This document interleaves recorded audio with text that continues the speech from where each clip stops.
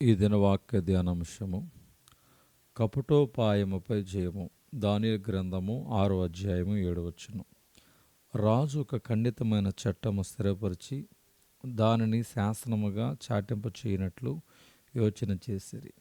రాజ్యపు ప్రధానులు, సేనాధిపతులు, అధిపతులు, మంత్రులు, సంస్థానాధిపతులు అందరూ దానియేలునకు విరోధముగా విజృంభించుటకు కారణమేమిటి? దానియేలు నమ్మకస్తుడై నేరమైనను ఏ తప్పైనను చేయువాడు కాడు గనుక దానియేలులో తప్పైనను లోపమైనను కనుగొనలేకపోయారు. దానియేలు కాలమందు నెలకొనియుండిన వాతావరణం బహుభయంకరముగా ఉన్నది, బాధాకరముగా ఉన్నది. వాస్తవానికి దానియేలుకు ప్రార్థనా జీవితం మినహా దేని విషయములోనూ నేరం మోపు అవకాశము వారికి లేకుండా ఉండెను.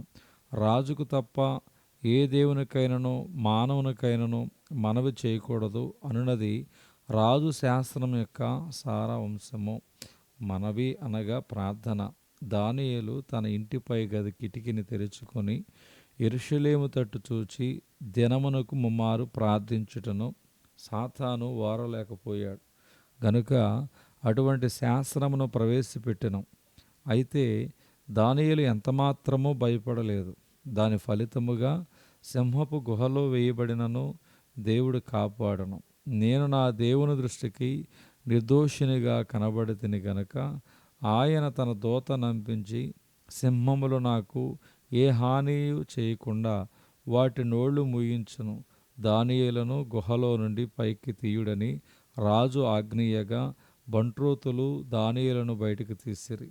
అతడు తన దేవుని యందు భక్తిగలవాడైనందున అతనికి హానియు కలగలేదు. యూదులకు విరోధముగా విజృంభించిన హామానుపై మొర్దెకై జయము పొందెను సంగతి మీ అందరికీ తెలుసు. కుయుక్తిగా హామాను రాజు చేత ఆజ్ఞ జారీ చేసెను. తక్షణము మొర్దెకై తన వస్త్రములను చింపుకొనెను. రాణియగు ఎస్తేరునకు హామాను కుట్రను తెలియజేసిన రాజభవనములోనే ఉపవాస ప్రార్థన ప్రవేశపెట్టెను. యూదులందరూ ఏకమై ప్రార్థించిరి. యూదుల పక్షమున రాజుతో మాట్లాడకు తెగించిన ఎస్తేరు తన ప్రాణమును గుప్పిట్లో పెట్టుకుని రాజు సన్నిధిని ప్రవేశించగా రాజు దయ చూపెను.